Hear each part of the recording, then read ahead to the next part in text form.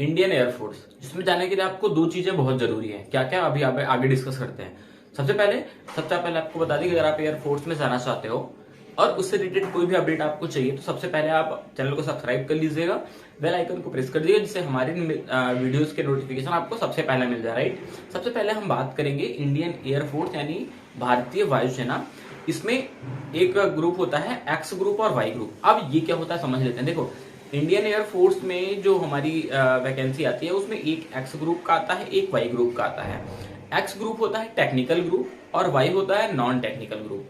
लेकिन बता दें कि आपको एयरफोर्स में जाने के लिए मैथ कंपलसरी है।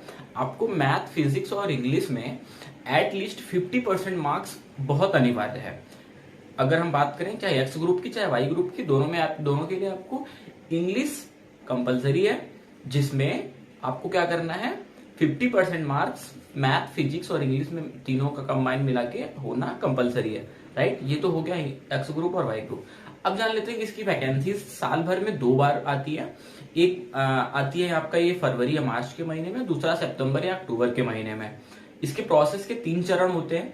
सबसे पहला होता है रिटन एग्जाम, दूसरा होता है फिजिकल, तीसरा होता है मेडिकल। ठीक है, उसके बाद अगर मेडिकल क्रॉस करने के बाद तो एक वेरिफिकेशन राउंड होता है, जो कि जिसमें कुछ भी नहीं है। अगर वो आपका तीनों क्वालिफाई हो गया तो आप चौथे में जरूर चले जाते हैं। राइट, अब एयरफोर्स की बात करते हैं। तो एयरफोर्स में जो आपके एज लिमिट होती है, पहले उसकी बात कर लेते हैं। तो एयरफोर्स में जो एज लिमिट होती है यार, वो होती है 16.5 से 19.5 साल।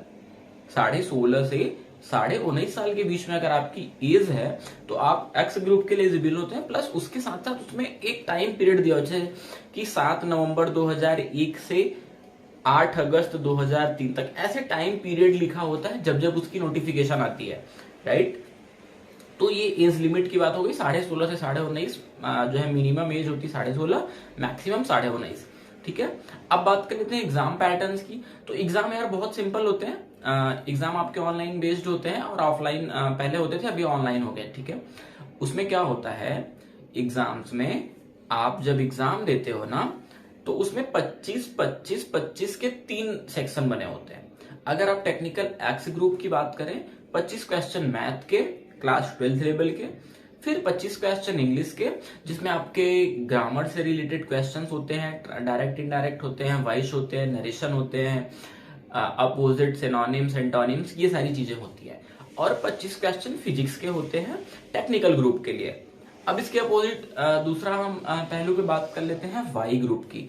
तो जो वाई ग्रुप का हमारा एग्जामिनेशन होता है ना, वाई ग्रुप के एग्जामिनेशन में जो आपके होते हैं वो 25 क्वेश्चन होते हैं मैथ के, लेकिन वो व्यवहारिक मैथ होता है, यानी जिसमें लाभ, हान, प्रतिशत वगैरह ये सारी चीजें आती हैं। दूसरा सेक्शन होता है इंग्लिश का। इंग्लिश के सेक्शन में जो आपका एक्स ग्रुप का होता है वही वाई ग्रुप का होता है, जिसमें सिर्फ और सिर्फ ग्रामर पूछा जाता है। ग्रामर के बाद तीसरा सेक्शन जो वाई ग्रुप में आता है ना, वो होता है आपका जनरल नॉलेज या जर्नल अवेयरनेस की, जिसमें करंट से रिलेटेड कुछ क्वेश्चन होते हैं और कुछ इतिहास, भूगोल, ये सारी चीजें लेके आपका 25 क्वेश्चन वो बनता है। मिनिमम पासिंग मार्क जो होता है यार वो 35-40 के एवरेज हर बार कट ऑफ बनता है। लेकिन इसमें क्या है कि हर तीनों सब्जेक्ट में आपको एक मिनिमम नंबर दिया होता है। जैसे मान लो 10 नंबर या 12 नंबर पाना बहुत कंपलसरी होता है। राइट, तो एक हर सब्जेक्ट में एक नंबर के बाद आपको मिलना जरूरी होता है। जैसे मान लो 25-25 के 3 सेक्शन है, तो कम से कम हर सब्जेक्ट में आपके 10 क्वेश्चन सही होने ही चाहिए।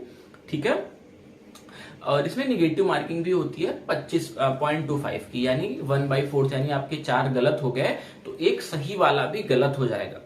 ठीक है, ये है इंडियन एयरफोर्स के एक्स ग्रुप और वाई ग्रुप की वैकेंसीज, जो आपको जब भी आएगी नोटिफिकेशन हम आपको सबसे पहले देने की पूरी कोशिश करेंगे और देंगे भी। ठीक है, तो चैनल को फिर से एक बार रिकैप करा रहा हूं कि सब्सक्राइब कर लीजिएगा। फिर हम आपको बताते हैं अगले फेज में क्या होता है। कि जब आप एयरफोर्स में पहला फेज पार करते हो तो फिर आपका आता है फिजिकल राउंड। फिजिकल राउंड में आपको रनिंग होती है। रनिंग में क्या होता है कि आपको 6.5 मिनट का टाइम दिया जाता है, जिसमें आपको 1.5 किलोमीटर दौड़ना होता है। बहुत आसान है, बहुत मुश्किल नहीं। हालांकि मेरा इसलिए नहीं हुआ था क्योंकि मेरी रनिंग थोड़ी सी थोड़ी नहीं बहुत वीक है, वहां पे हम लोग गिर गए थे। ठीक है, अब नेक्स्ट बात करते हैं। इसके साथ 10 सिटअप 10 पुशअप होता है, बस 3 चीजें। फिर मेडिकल राउंड थोड़ा सा टफ होता है, आप एक बार अपनी फिजिकल चीजें चेक करा सकते हो।